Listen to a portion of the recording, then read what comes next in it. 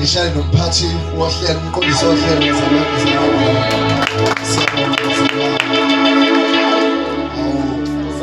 ifoni ingekho. Siyabingelela abazalwane, siyabingelela umfundisi, siyabingelela ubuholi bebandla, siyabingelela mfethu amen.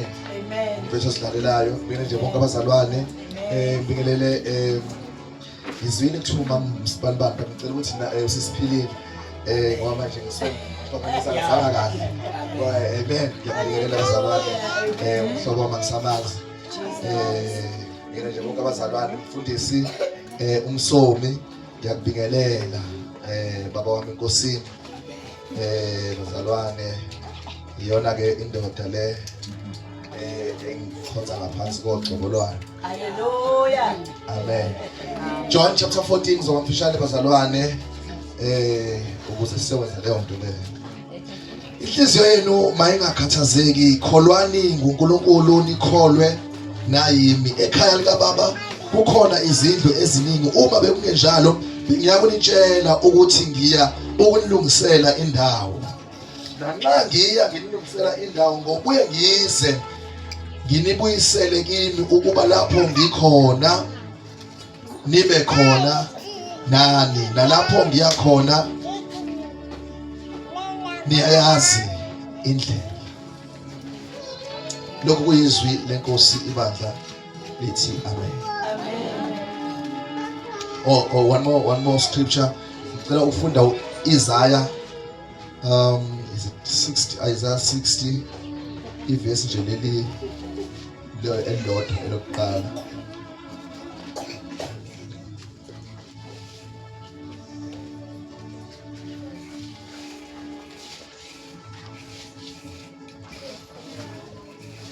Isaiah 60.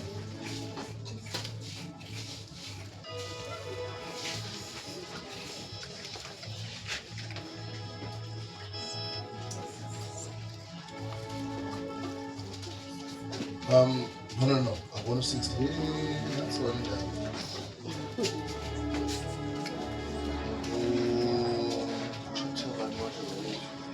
Tutuzani abantwana ba Surah Isaiah 40.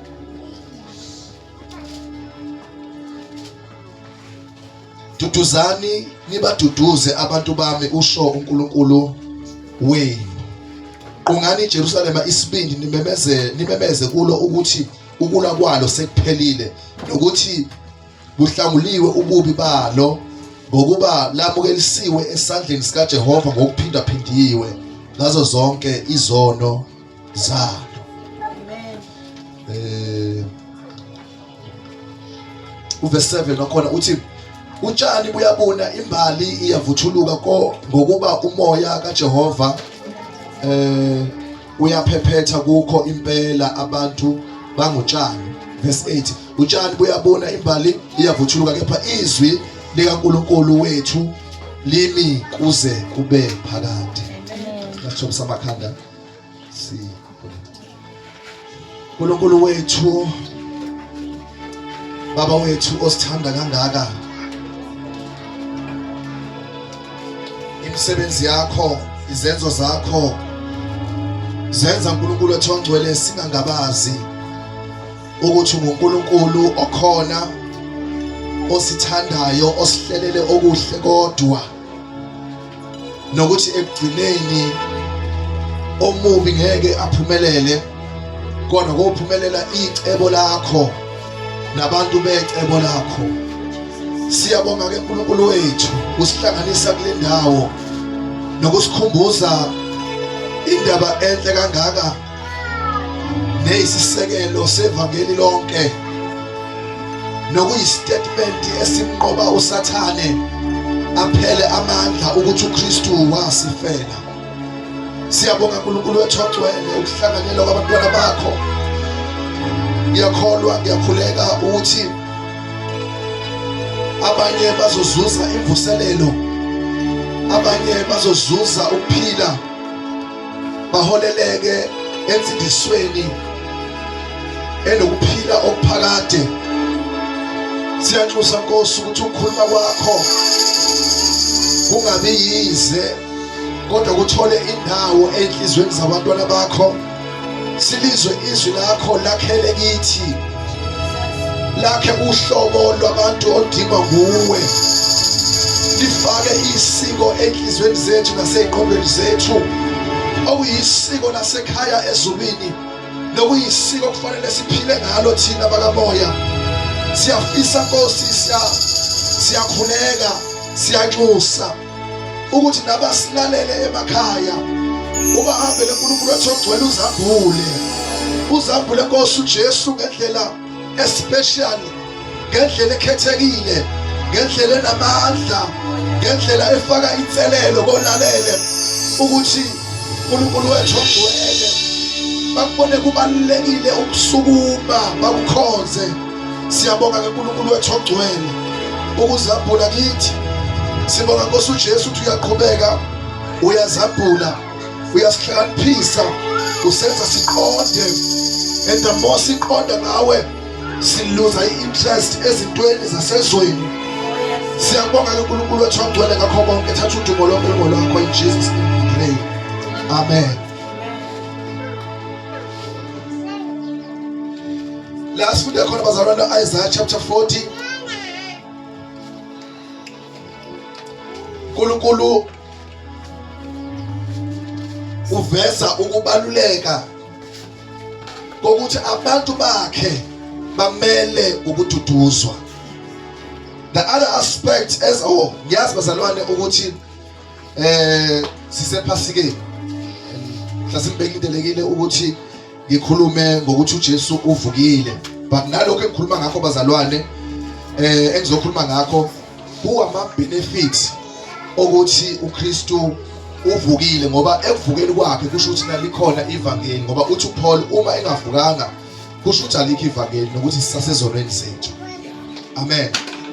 But any aspect elethwa ukuthi uKristu wasifela, ukuthi kunabantu abasemhlabeni, abaphila emhlabeni, abaphila emhlabeni njengezihambi, and akukho okungokwabo emhlabeni, kodwa uNkulunkulu babeke emhlabeni, kodwa basibo abomhlaba. And that is why iBhayibheli ikhathi eziningi libakhuthaza laba bantu ukuthi abaphume ezweni. Alibeke nje ngokuqondile uJohn athi ningathandi izwe nezinto zalo, ngoba othanda izwe uthando lukayise alukho kuye.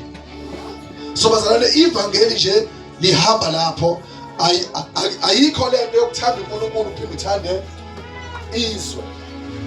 And ngiyazi ukuthi na umbuzo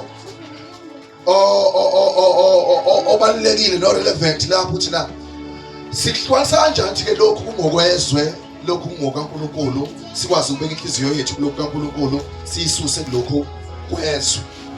Amen. Ziningi indlela singaphendula ngawo lo mbuzo, but omunye nje olula yilo ukuthi uJesu wake wathi njengoba sila emhlabeni kule ndlela embili, kukhona ebanzi bese kwakhona engumncane. Athi le ebanzi iya ekufeni, ebese sithi baningi abahamba ngayo, ebese sithi kodwa le ephileni ingumncane, bayinxusana abahamba ngayo.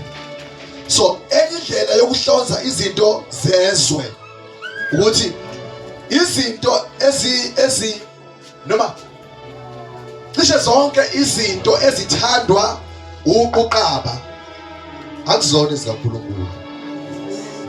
Amen.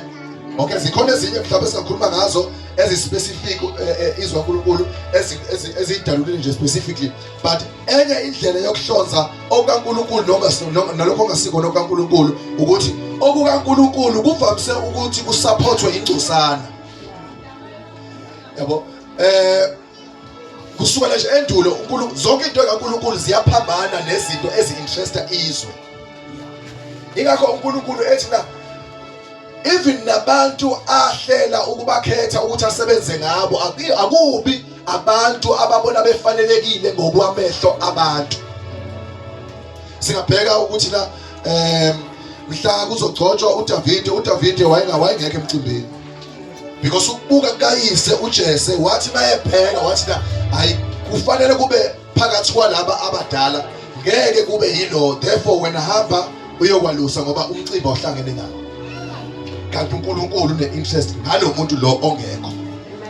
uPaul mabezokhuluma ilanguage esayifane uthi ngikhethe okuwubuwula kwezwe ukuze ngithobise ukuhlakanipha kwezwe. Ngamanye amazwi ebesithi uNkulunkulu lokho izwe likubona kuwubuwula yikona uNkulunkulu athanda ukukusebenzisa noma yikona uNkulunkulu akubona kufanele ukuthi kusebenze. Uthi uNkulunkulu ukhetha okuwubuwula ukuze ajabhise ihlakaniphi, ukhetha ukubuthakathaka ukuze ajabhise, amen, ukuze ajabhise okustrong, ukhetha okumpofu ukuze ajabhise okucebileyo. Haleluya. Ngifuna ukubelana ke bazalwane thina sisezweni but abantu esihlala phansi kwabo basekhaya thina sikho ekhaya. Therefore ayikho into esingayi-offerishwa yizwe ibe ngeyethu noma isifanele. Ngamanye amazwi izwe does not cater for abantwana bakaNkulunkulu. Nempilo nje in general ayikho impilo esiphathele yona ukuzosifavor, but uNkulunkulu usibeke esimweni esinjalo wasethi sizosurvive ngento eyodwa kuphela ngomusa wakhe. Ingakho I think uHabakuk uthi olungileyo uyophila. Why athi na olungileyo uyophila ngokukholwa ebese yayicaphula. I think uPaul nayo yayicaphula ethi olungileyo, I think uMagalatians na olungileyo uyophila. Why athi olungileyo uyophila? Because olungileyo is not situated endaweni ehambisana naye. Therefore it is required ukuthi la uNkulunkulu ambeke khona kube khona into yokuphila. Amen. Kube khona into ezomlonda wayini uNkulunkulu esambekile lapho. Amen. Amen. Mangisho into yokuphila bazalana ngisho into yangakho nje olungileyo uyophila ngokukholwa. Bazalwane ngiyakutshela ngempela iqiniso,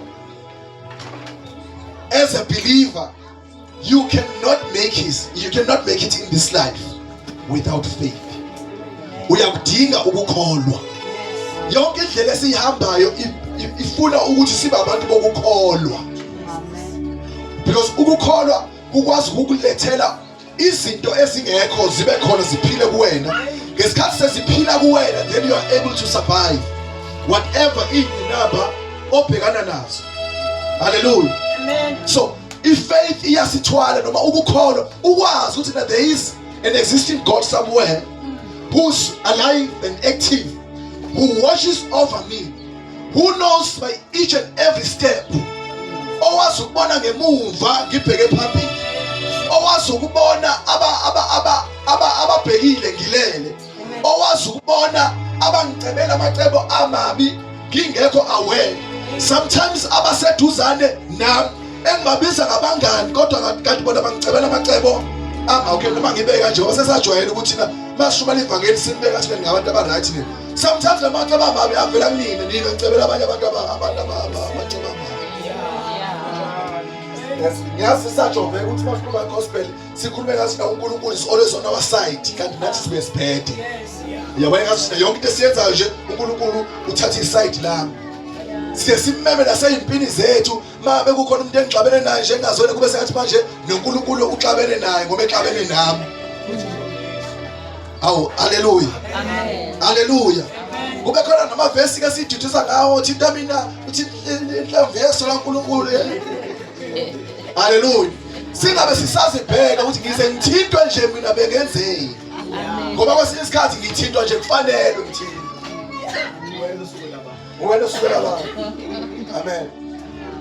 Ngazi stress esikhulisa ngani kanjani lesiphathi ngizwa kuthiwa wake wafika uNJ Sithole washumayela endaweni thizeni. Abanye ababeyilalela iministry yakhe bayamazi ukuthi waye umuntu owayethande ukukhuluma amagama angathi anenhlabathi, kodwa abantu bawamukele kalula nje sakujoka.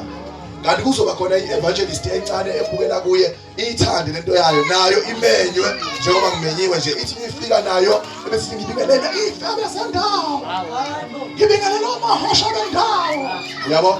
Because enjoy wayisho leyo nto leyo, kungabi lutho futhi wayiphoyisa nonkosikazi wakhe eyiphoyisa naye uthi wayishawanga kanje igcina uthi usinike ubani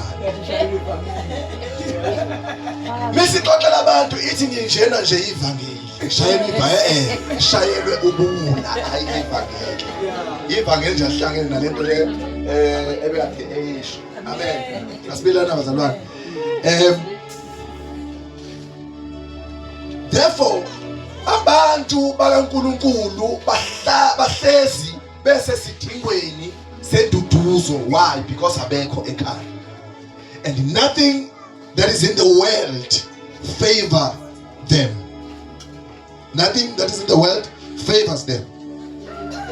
Therefore abantu abasesimweni esidinga ukuthi kukhulunywe amazwi azobakhuthaza ngoba bakafika ekhaya. Amen.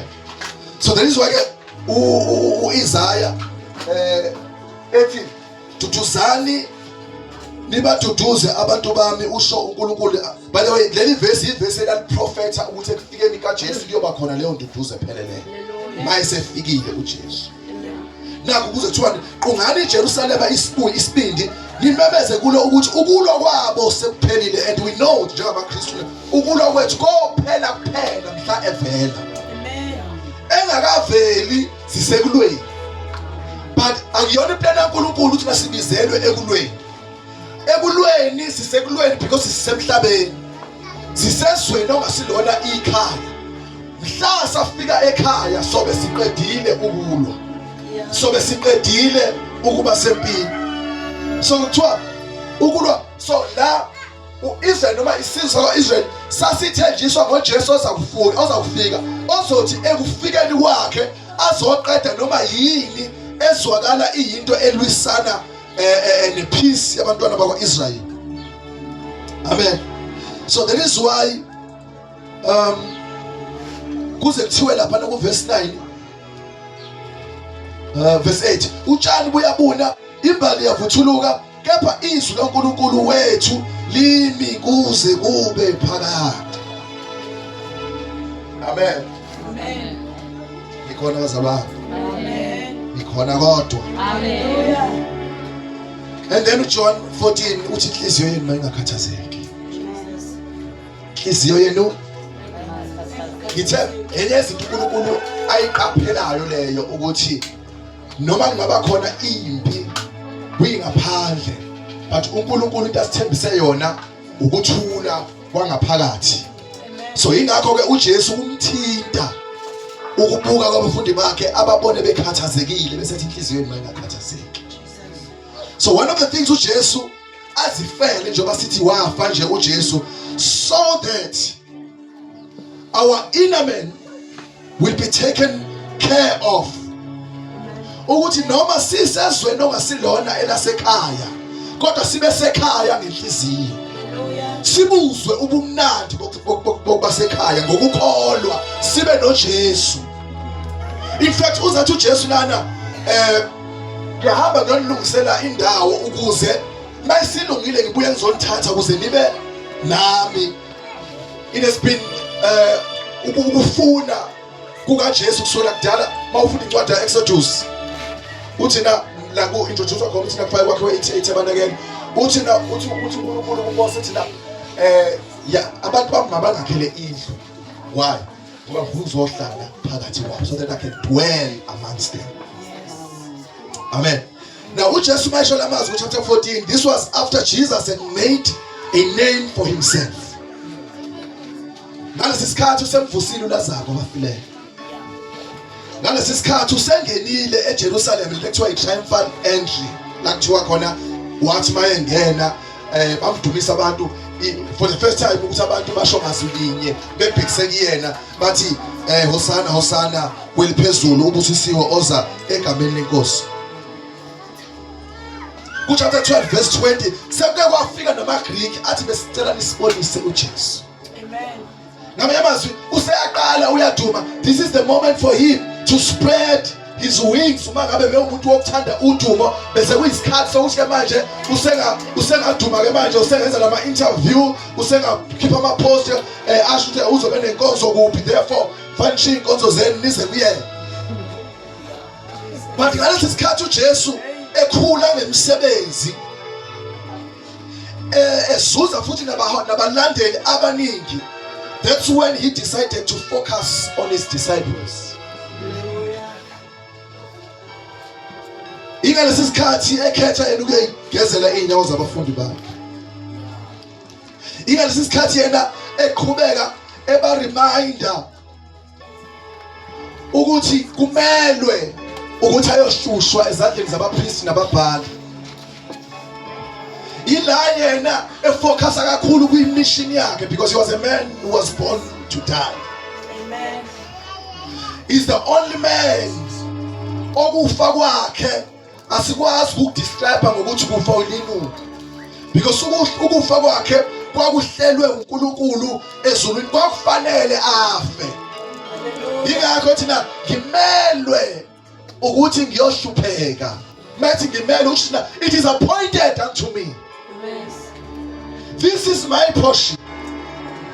I was sent on this earth for this very reason. What reason? That I might go and die. Hey, what is so special about your death, oh Jesus? Because kunabantu banhliziyo kaNkulunkulu uma ngingakafi abazokutholakala. Kodwa uthando likaNkulunkulu olubanzi kangaka luyabafuna and ukutholakala kwabo kusekuthenini mina mangife. Hallelujah. And uJesu wayengaphambene futhi, I mean intando kaJesu wayengaphambene nentando kaNkulunkulu. Jesus was willing to do this. Uthando uJesu lwalumphusha naye uthi makakwenze lokho. But while he was reminding them ukuthi kufanele ayohlushwa afe ezandleni zamaJuda, he also did not spare them this information. Wathi omunye phakathi kwenu odwa inyoka. Hallelujah. Ngazani mhlawumbe ngisho nalokho. If sifuna ukufunda ukuthi wena ukukholwa singafunda okuningi empilweni kaJesu. uJesu uJesu wayeNkulunkulu nosi Jesu uNkulunkulu. Ngesikhathi uJesu ekhetha abawu12 noJudas wakhethwa. Hayi ukuthi na wakhethwa engazi ukuthi uzojika. uJesu wayazi ukuthi na ukhetha uJudas. Hallelujah. So waqhubeka wayenza imisebenzi yakhe uJesu, washumayela, wapha abantu ukudla abawu-5,000 kwenye indawo abawu-4,000 ephilisa. uJesu uhamba nje uwazi kathi ngihamba noJudas. Oh, amen. Amen. Hallelujah. Amen. But see, we are so quick ukubona abantu aba toxic. I must cut them off. They're toxic. I choose my peace. Hallelujah. My need come first. I come first. Bazalwane yonke into zonke lezi zinto engicela ukuzisho idepartment ezivela zisuke zisho abazalwane amapulpitini, but let me tell you, that's not the gospel. Ayikho gospel ethi my happiness comes first. Ayikho. Hallelujah. Ayikho igospel ethi ngifonelayo ke mina manje. Omunye unyaka manje lona ngithinta ngithintayo. Ngingelongo ngingelela ayikho igospel hamba. Ayikho mntanami. Ayikho. Akhohle. Amen. Khohle. Kuthi angithi yeke nokusonda manje ke phela akulona lami isonto.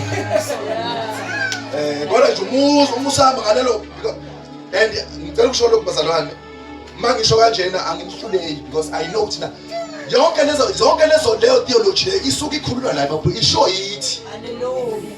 So you must choose your happiness. Amen. Mangabe kufika insizwa ekuthandayo kodwa ingaqhamuka ekhaya elingcono ukuthi athi kusho mama benkonzo wathi you mustn't settle for less. You must look for people who are ungathatha umuntu ozokushonisa phansi, thatha umuntu okuyi-level yakho noma ongehla ukuthi uma uhlangane naye bese yakukhuphula. Okay, so lo ozokhuphula wena ukhushulwa ubani yena? So kufanele nabantu abazokhuphula kodwa kukhushulwa oyedwa. Asimcabange lo okufanele ngoba futhi nina. Hallelujah. Amen. Let me tell you something. Enye izathu edala ukuthi kube nama-divorce amaningi emshadweni yabazalwane ukuthi abazalwane bashada nabantu abangabathandi. Amen. Bayacalculate uma bezoshada ukuthi na yini engizoyithola. Futhi lokho calculate abayifundelanga abazali bafundiswe yithi bomama nobaba benkonzo. Ukuthi don't settle for less. Yabo. Bakubuza bona ukuthi na hawu lo muntu lona unani? Uzoyiphakamisa kanjani impilo yakho? And then kwakhele sithi sikhonza nje sikhulisa odevil, udevil sefakiwe ebantwaneni uthi na kufanele afune umuntu usiyapha. Indlela aqalaza ngayo bathi navala amehlo, ungabuka amehlo, ungabuka uthando, ungabuka bathi na ubuka ukuthi unani. And then the person okufanele umshade ukuthi unani. Let me tell you something, inhliziyo iphakeme. Uthi usumshadile ke loyo ombuke wacalculate ngokwemfundiso zabazalwane ebese umfuno wenhliziyo yakho ngobude bendlela. Amen. Ukuze phela ukwazi ukuhlala emshado kube khona nje umuntu wangaphandle ogcina umshado wakho. Awugcinwanga umyeni wakho, ugcinwe umuntu wangaphandle.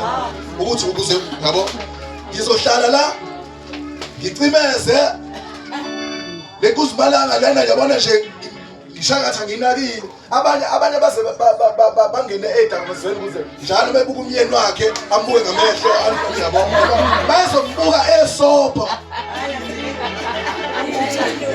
Ngiyezwala bazalwane. Jesus lento ekhuluma ngayo ukuthi aniyazi ngiyayiyeka le. Asibele neBhayibheli Jesus. Ikhona imfundiso. Siyacela bomama asiyekeni lento yokukhethela abantwana. Ngisho umntwana wakho okuzalayo. uNkulunkulu wakunikezela akho ithuba nawe wayikhethela umyeni wakho ngendlela yakhe mangabe wageja ngendlela yakho but uyaphila ukhona uyaphila okusala ukhona uyaphila kungcono. Hallelujah. Bani ngiyacela ngiyafisa angazi ibandla ngenza kanjani. Ibandla litshela ukuthi namhlanje ukuphucuka lento ukuthi na manje ama relationships efanele akhelwe pheko ukuthi na uhamba ngani. Hallelujah. Yingakho noma engakabi umkhwenyana mekwafika ngemoto nje ebese kuthiwa hawu kodwa bathi umkhwenyana awubathi umkhwenyana akakavezi lutho ngenxa ukuthi uhamba ngemoto. Amen. Uthi hawu bakithi umkhwenyana hawu sibanibani ndingana sayisinguba omama benkonzo bethi ingane zabo baya awuthambe uyazenzelana athi nje thula ithini umdala phela yena ubothi lo uyathithiza bazomthathela awuyambisa ingane ukuze uhambe uyogada umzila otherwise bazokuthathela. Amen.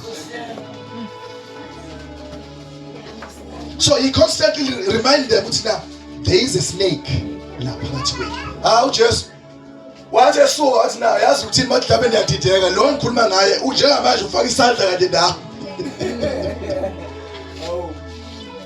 Amen. Chapter 13 verse 18 uthi that this person is not chosen and is soon going to betray me.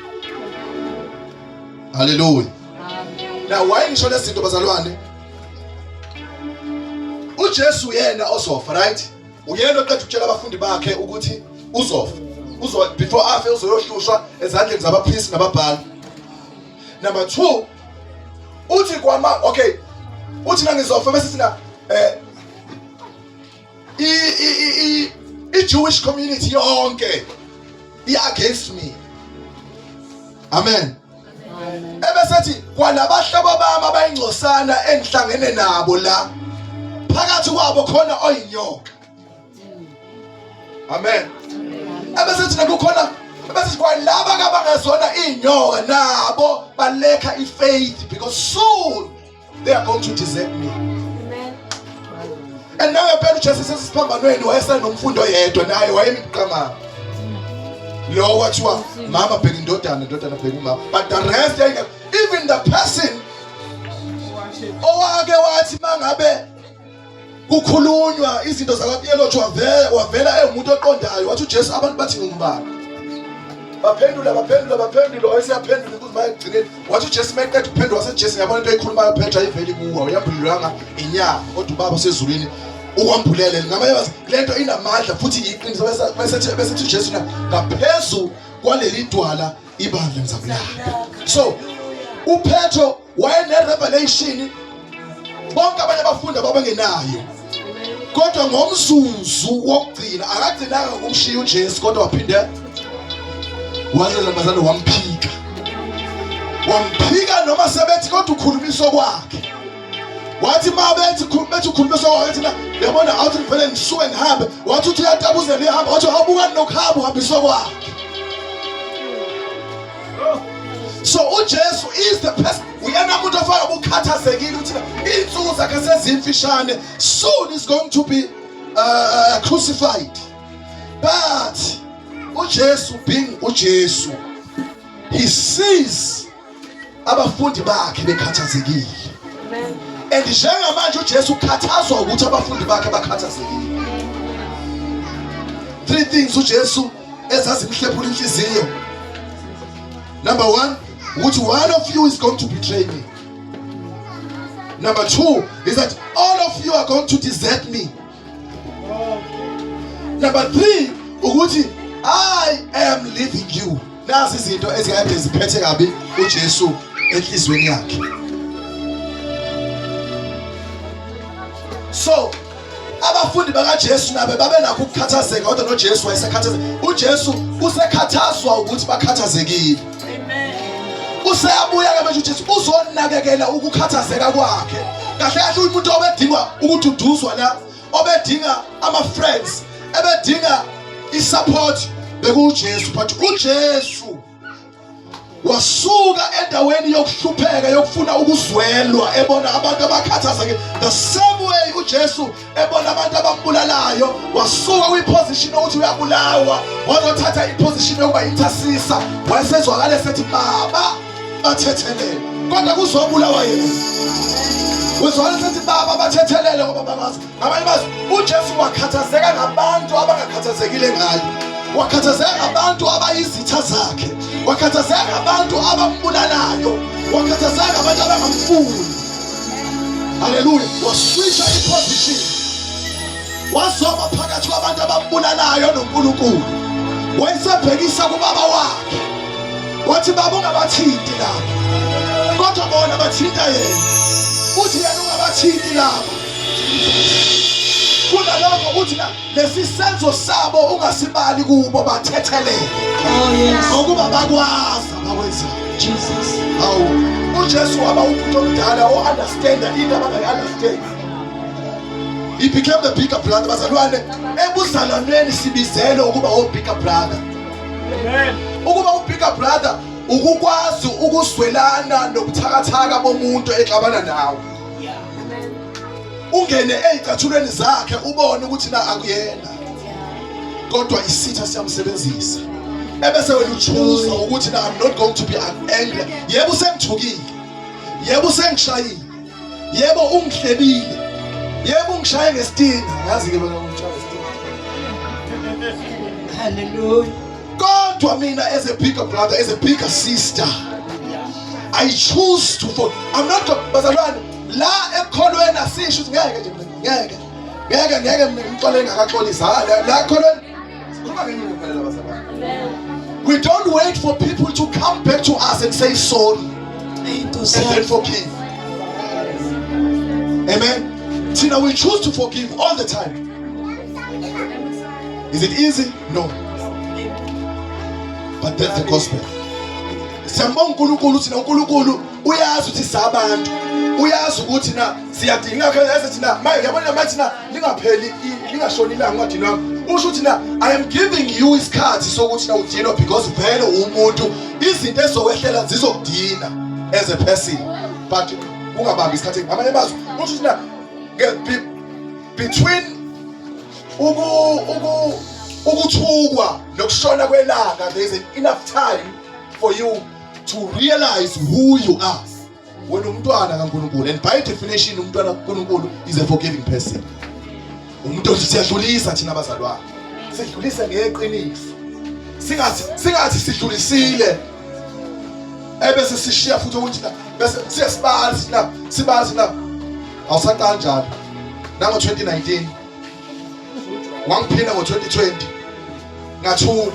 Yabo manje kathi ngathula njobe ebala ufuna sesimdabeni sithi ayichabanza uyakwazi ukubekezela. Hawu wambezela kwaba kayi6 na last year wangiphinda ngathula.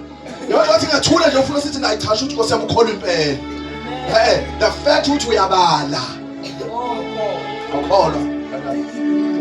The fact ukuthi wena akazuxola ngoba uma ngabe uxolile ukwazi uxola and still keep the records. Hallelujah. Bazalwane indlela yokukhola ayikho. Ngiyayibona nje zonke lezi indlela yokukhola ayikho, but it's possible because asihambi ngamandla ethu. He who has called us is able and he can enable us. Hallelujah. He is God. There's nothing that frustrates him. Akukho la khona uNkulunkulu kwenzeka into bese nwaye ikhanda ethi kodwa Nkosi yami ngizokwenza njani.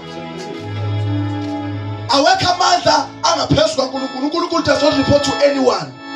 Anything esikingayo ayimkingi uNkulunkulu. So that is why it is safe. Ngamanye amazwi noma ngithi na ukukholwa kwakho uyoqala ukukholwa kangcono mhla wathemba uNkulunkulu ngokukholwa kwakho. But as long sacabanga ukuthi ukukholwa kwakho fanele basibuka ebese sibona njengestaring ngathula. Wangiphinda last year ngathula ufuna uveze umstaring bakhe. Hallelujah.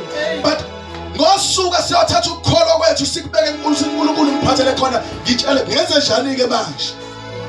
Uyomangala uNkulunkulu uyokuthi uxolele umuntu wena usacabanga ukuthi na usafanele umbalele. Hallelujah. And the proof yokuthi uxolile ukuthi siyakhohlwa. Uma ngabe esephinda futhi engilimaza umzalwane angibali okwasemuva. Oh, amen. So Jesus was troubled. He is troubled by the fact that his disciples are troubled. But he's the one who's going to the cross. So Jesus wababheka, and he realized that they were heartbroken and said, "Let not your heart be troubled." Hallelujah. Let not your heart be troubled. I think chapter 6 ameheti othi na ningakhathazeki ngalutho. Bazalwane, do you know ukuthi ukukhathazeka kuyisono? Yes. Ukukhathazeka kuyini bazalwane?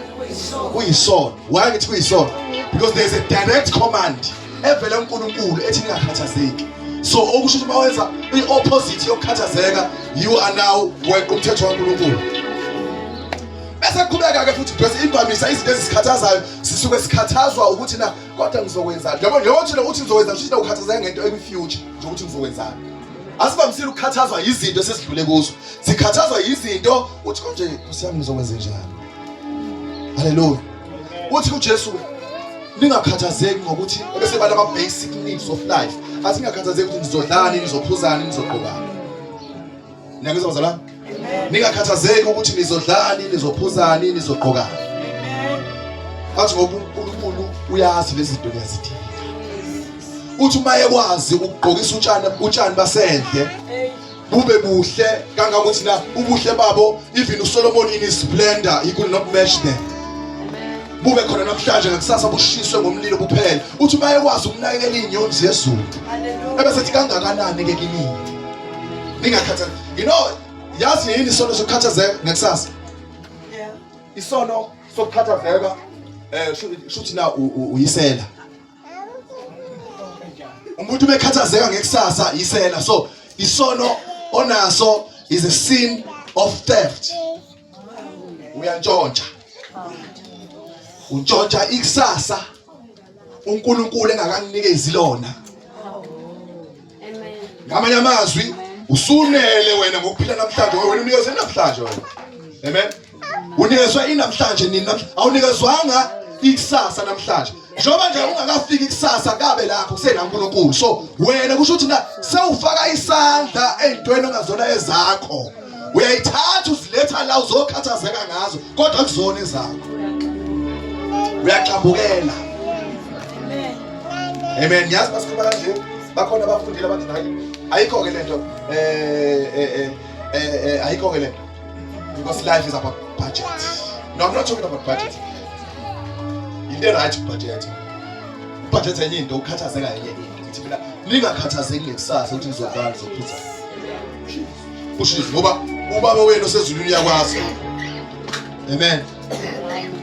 Ebese ethi kodwa nina yenzaleni funani nansi lokho benayenza nezo ngasiyena bathi funani umbuso kaNkulunkulu nokulunga kwawo. And then I'm interested to nizwe nizothini la nto la zonke hayi ukuthi konke okunye zonke lemathiwa lezi izinto there are specific things okukhulunywa ngazo. Lento thina ayikho into thina funani kuqala umbuso kaNkulunkulu then konke okunye kuzolandela imshado. No hayi ufuna lapho mshado izolandela amabhizinisi azolandela funani umbuso kaNkulunkulu promotion no uyakakamela akushuthi konke okunye akushuthi all other things all these things what these things leza khulume ngazo ngasemva uzodlala uzophuza uzogqoka finally donsa kakhulu umnisa mangabe bese ngishubaza abantu into eyiphutha kuyaqamba manje lezi zinto lezisenbathe kusazo nabantu mayingasenzeki baduba uNkulunkulu bakhulumeka ngoNkulunkulu bakhulumeka ngebandla kanti wena oweziphutha wathi na funa niqala umbuso kaNkulunkulu konke lokho nakhona wathi ufuna kanjalo lo mbuso. Siyabonga. Amen. Wow. Hey. uJesu wababheka okay. So it is Jesus who's going to be given over by his friend Moses. Amen. So wakwathi mfundisi wami ayikho into eBhayibhelini lento ayishoyo na lento ayisho but yangeza interesting ukuthi na in every kuba bonke abantu esibonema ngithi na esixukwini sabantu abawu12 there is always one Judas. Amen. Alikho ngesisho njalo kodwa lento wayisho nje namanye amazwi usho ukuthi na you must expect na abakwazi ukuthi babe right bonke. Yabo yona ingane nona nina bazalwane la anikho right no. Hallelujah. Amen. Anikho right. Futhi lami anikho right no. Amen. Mhlawumbe futhi asikho right sonke kuyangifaka khona mhlawumbe kuzozwakala. So we must expect ukuthi impilo izoza nje izosilethela abantu esicabanga ukuthi ba right kanti abekhona iyasiprepare ngamanye amazwi impilo ukuze sazi ukuthi our comfort is solely lie kuJesu Kristu kuphela. Singabeki ithemba lesi noma singanikeli ngempilo yethu siyibeke ezandleni zabantu uze uthi ngithanda ngenhliziyo yami yonke yini yona leyo ngithanda ngenhliziyo yami yonke uJesu ngithanda ngani senhliziyo kanjani ngoba usuyithatha yonke nje wayinikeza uMargaret. Amen. Ngithanda yabazalwane ama relationships akhona uNkulunkulu into ekhona evumelekile but we must be careful singa overdo with it. Amen. Hallelujah. Akekho nje umuntu yokuthanda edlula uJesu. Akekho. Amen. Akekho futhi umuntu ongathi na ngiphilela yena if nabantwana bakho it's wrong for ama believers ukuthi na they are the reason why I'm living for them. They are the reason why I wake up every morning. So when your reason your reason to wake up and do whatever you do is because abantwana bakho what about uNkulunkulu? Amen. Hayi phela uNkulunkulu hayi sikhuluma ngenye ukhona sikhuluma ngaye akukho la khona simbeka khona eceleni sithi nakami siphinde sibe ukhona it is wrong ukuthi my life bawuphila kwamba yonke into kimi awukwazi umuntu ophilayo a mortal being uthi na uyo yonke into kuwena it's wrong bazalwane. Amen. Siyakuphi manje sesingena ezonweni zeyithombe masikhuluma ngeyithombe thina kungabi nabanye uNkulunkulu kuyenzeka iyithombe kuba abantwana bakho kube yikhaya lakho kube umyeni wakho kube wena kuhle uyithanda but ikhona futhi into ekuthiwa overdo into. Amen. Hallelujah. Amen. And nani ndiyakwazi ukuba ngikhuluma iqiniso. Yasifazi wamthini thina uNkulunkulu ndiyamcunula usuku nosuku. Ukuthi basiya njengamanje mase siye ku Facebook wakho. I-profile pic oyifakile ngo-2016 usababa. Manje usayi ukuthi umuntu uyashoot uyayishaya selfie uthi uyabuka ukuthi uzoshaya asaba u12 udelete. Yazi lokho kudeletayo wena ngqoke lo. Yabona umdeletayo wena lo wamanje. So angisho ukuthi ko wrong but ake sivele unesithombe sakho sango-2016 sababa. Ngamanye amazwi umuntu ofaka i-friend request njengamanje u-interested kulo muntu ambonayo ongasekho kade wahamba ngobude bendlela. Vele nawe imotive yakho iyona leyo uthi ufuna abantu babekubona bacabanga ukuthi wena lo kanti kwakuwena. Ngitshela lezo You can speak to my church. Hayibo abanye siyabazi ukuthi nase high school akufike yani. Kodwa ukuthi uyayifuna ukuyunisa. Hayibo When the stock exchange. hayibo uthi uyunisa neyukeze empela hayi ngiyakutshela mntana. Hallelujah. Kodwa ngoba abanye ke bashintsha iminyaka ke endiyaziwa ke ijende engazwani nokufaka iminyaka yangempela. Amen. Angisho ukuthi kuyisona, angisho ukuthi ku-wrong, but ngisho ukuthi I'm trying to show you the cunning men that living in the inside of us. We are not honest with ourselves.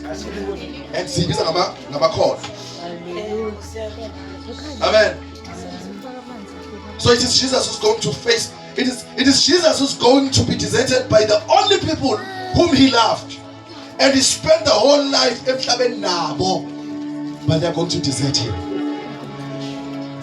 It is Jesus who's going to face the terror of heartless Jewish leaders, whom he did not wrong. He did not wrong them, but he comforts those who are going to be spared. In fact, nakhona mabefika uJesu kuyena eGetsemane kuzothiwa bethi sifuna uJesu waqhasha kuqala uJesu wathi nayini wenza ukuthi uJesu ungaze benze mistake badonsa umuntu wrong. uJesu is still taking care of abafundi bakhe ngomsuzo wokuthi kahle kahle phela ngabe kuvikelwa yena. Waqhasha kuqala wathi nayini lo ngimfunayo. Kuthiwa ngesikhathi besho njalo bayaqala bathi dlengelele bahlehla. Bamangazi umuntu onjani lona simtshela ukuthi simbiza ukumbulala athi mina. Hallelujah. Kukhona namadoda nje anezikhathi zokugcina lawa la eThekwini. Umuze sexoxa ngasazi yazi khona ibihamba egcekeni khona wangaphuma ngani. Yazi lekhase unento nje njalo ehla futhi usazi lesikhathi ehamba ngayo. Yini pho wachupha isikhathi uphume uyilinde.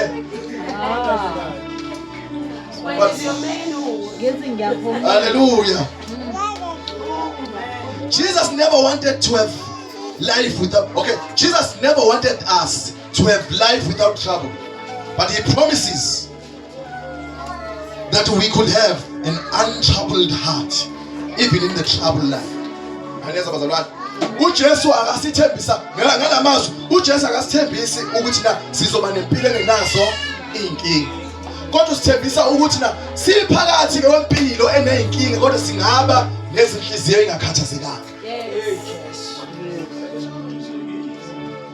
What caused them to have troubled heart is disbelief and doubt. Jesus has already told them that I have to do this and I am coming back. Uthi Jesu, yabo Jesu na content sawenza. Ubatshela beqala behlangana uJesu wathi na kunento ezokwenzeka. Mase yenzeka baba yami. Amen. Elithi iBhayibheli uPetro wabo oqala wabuyela emuva wathi na ngiyodroba mina manje. Petro, the one on a sample.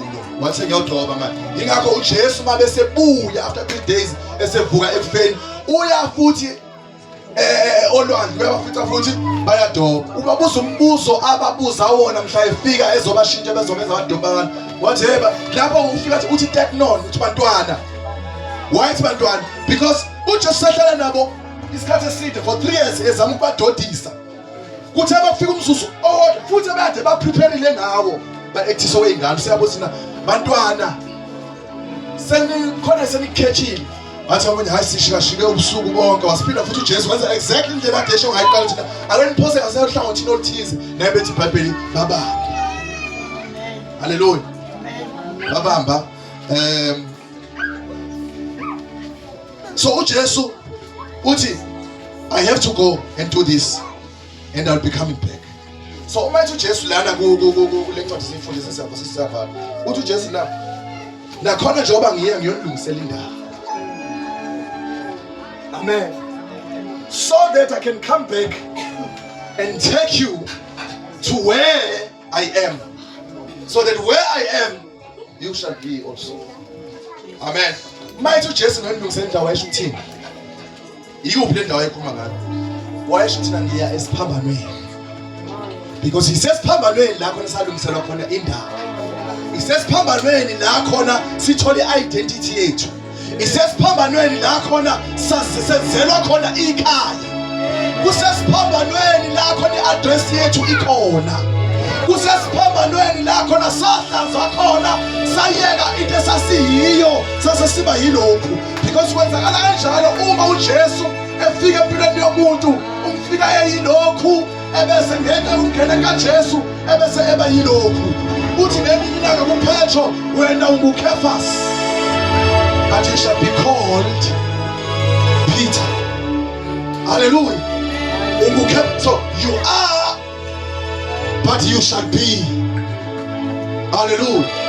So uJesu ukhuluma ubuPeter because uPeter usho the rock. But kusazoba nesikhathi la khona uPeter ezohluleka khona ukuveza ama characters okuba yitshe, simbona ethamba, simbona eba amanzi, simbona ehlehla ephika uJesu, but asikafiki la khona ukuthiwa khona you shall be. Bekusakhandwa uPeter. Uyabubonakalisa ke uPeter ubumbokode bakhe. Ngoba nalento othi libize ngembodo ngazi niyithatha ngoba into yethu. Amen. Uyabonakalisa ke ngosuku lwePentecost. Lithi iBhayibheli wehla umoya ongcwele wehlela kubantu abantu bethenjisiwe thina hlalani masithele iJerusalem until nibathiswa amandla. Emva kwalokho bese ke niyaphuma nibe ofakazi bami eJerusalem, kale Jerusalem kube seJudiya kube seSamaria and to the ends of the earth. Let me say this thing. Ngiyafuna nje la ngihleli. In each and every place la khona sithola abazalwane bekhuluma ngezilimi incwadini yezenzo. The expansion the expansion as phela kunjani ukunikezwa kuka Acts. Is it Acts 1:8? Yes, Acts 1:8 ukuthi la nizoba ufakazi izilimi zaqala zakhulunywa eJerusalem. The next instant la khulunywa khona izilimi iseJudiya. Kulandela ukuthi nizoba ufakazi bami, so liba ufakazi bami eJerusalem, eJudiya, eSamaria and to the ends of the earth. So izilimi were part of the foundation yeba la kufoundwa khona ibandla kwakufanele kube khona isibonakaliso sezilimi okwakade kukhuluma okunesiko okwakukhuluma okuzodraw i-attention yabantu ukuthi now God is at work here. Amen. Amen. In fact umsebenzi wama-miracles eBhayibhelini especially incwadini yezenzo was to pave environment. No, was to create an atmosphere for what? For the word to be preached.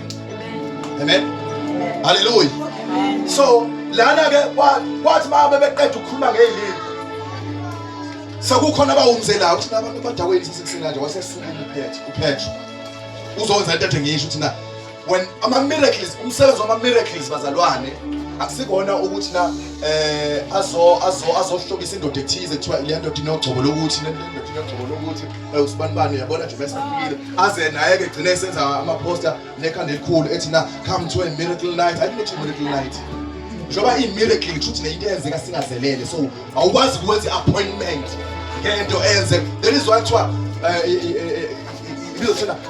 they are the works of wonder because when it happened you are. Amen.